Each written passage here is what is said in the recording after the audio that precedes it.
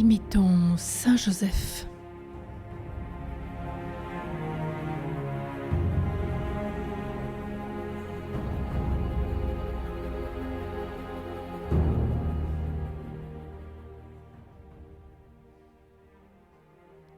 De l'esprit de douceur. Si nous sommes humbles, nous serons doux. Ces deux vertus sont inséparables. Jésus les a réunies dans ces paroles qu'il nous adresse. Apprenez de moi que je suis doux et humble de cœur. Matthieu 11, 29. Jésus enseigne ses voies à ceux qui pratiquent la douceur. Psaume 14, verset 9. Il leur assure la possession de la terre. Matthieu 5, 4. C'est-à-dire les cœurs des hommes ici-bas, la gloire éternelle dans le ciel. Quand nous nous aigrissons contre un frère, quand notre esprit s'irrite contre lui, quand notre langue prononce des paroles dures et fâcheuses, c'est que nous avons donné accès en nous à l'orgueil. L'esprit de douceur ne s'altère pas dans les contradictions et les épreuves. C'est là qu'il s'épure, c'est là qu'il montre sa puissance. L'homme doux a plus de force que l'homme violent et emporté. Il apaise les tempêtes de la colère et rétablit le calme dans les âmes.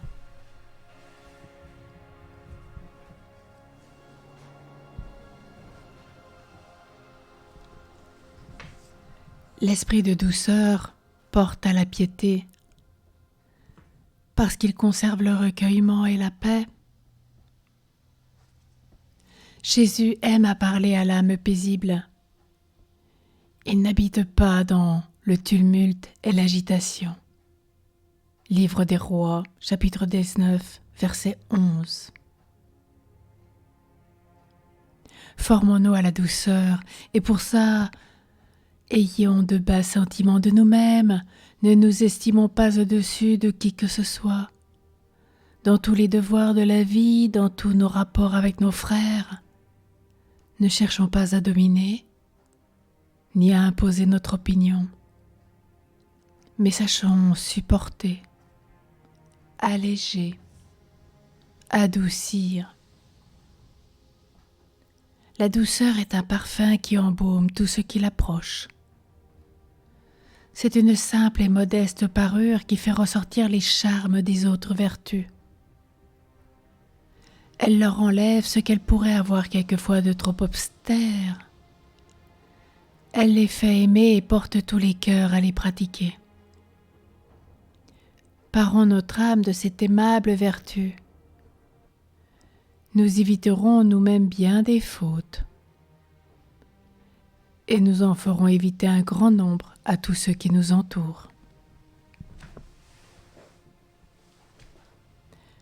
Où puis-je rencontrer, ô mon Père Joseph, de plus touchant modèle de l'admirable vertu de douceur que dans la sainte maison de Nazareth?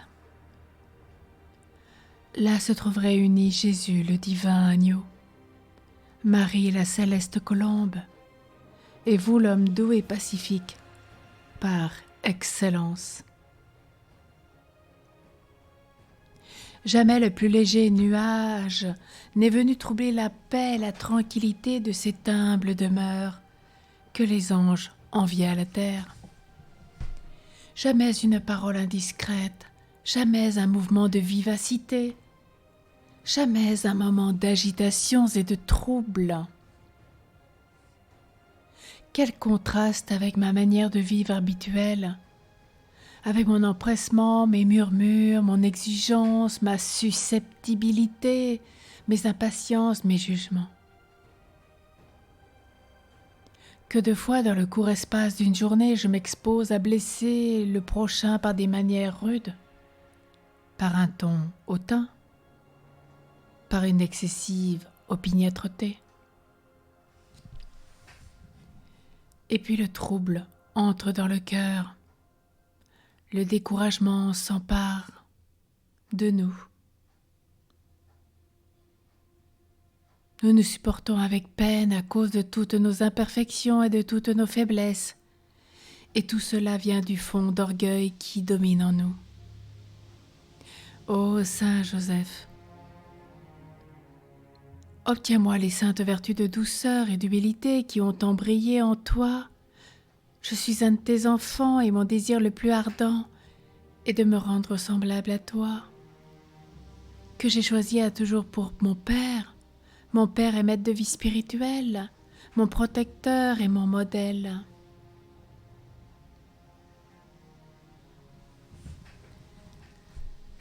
C'est saint François de Sales qui nous rappelait le pieux évêque de Genève dans ses entretiens. En cette année salésienne de grâce, il nous rappelle quelle sagesse n'avait pas saint Joseph. Ce saint apôtre de la douceur, puisque Dieu le nomma entre tous les hommes pour être le gouverneur de son Fils. Les princes de la terre n'ont-ils pas le plus grand soin pour donner à l'enfant de dignes gouverneurs? Et Dieu ne pouvait-il pas faire que celui qu'il donnait à son Fils fût le plus accompli de tous les hommes, en toutes sortes de perfection?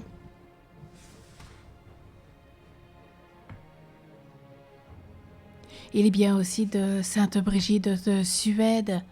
Dans son livre 7e au chapitre 19, elle disait aussi la même chose de Saint Joseph. Qu'il n'y a nul doute que Saint Joseph n'ait été doué dans tous les dons, dans toutes les grâces que méritait la charge que le Père éternel lui voulait donner. Et au milieu de tant de faveurs si extraordinaires, il souffrit la pauvreté, les privations avec une résignation admirable. Jamais il ne sortit de sa bouche une parole de légèreté, de murmure ou d'impatience. Il se livrait sans relâche aux travaux les plus durs, et envers tous, même envers ceux qui l'offensaient, il se montrait toujours plein de douceur et de mansuétude.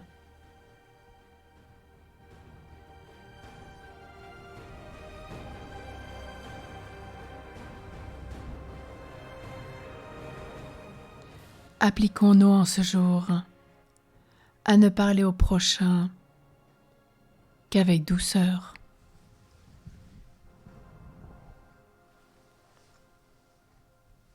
C'est avec une prière de saint François de Sales que nous conclurons ce temps. Lui dit-on qu'il était le grand colérique par excellence. Il est devenu le docteur de l'amour. Alors demandons à saint François de Sales qu'il intercède encore plus pour nous envers saint Joseph, ce modèle de douceur. Ô saint Joseph, époux virginal de Marie, tu as été établi dans notre siècle le patron de l'Église catholique. Je suis donc ton enfant et ton protégé. Et je viens me consacrer à ton service. Déjà mon cœur a été offert au cœur de Jésus et à Marie, le bien-aimé de ce cœur adorable. Mais ce qui est à Jésus et à Marie t'appartient. Et je viens reconnaître au Saint Joseph le droit paternel que tu peux exercer sur moi. Tu seras tout à la fois mon modèle et mon protecteur, mon modèle dans les hommages que je veux rendre continuellement au divin cœur de Jésus. Mon protecteur est celui de ma famille dans toutes les circonstances de ma vie. Tu seras surtout avec moi à cette heure dernière, où quittant toutes les choses de ce monde, je pourrais avec les grâces que tu m'auras obtenues, mourir d'une sainte mort et m'unir dans le ciel au cœur de Jésus pour l'éternité. Amen.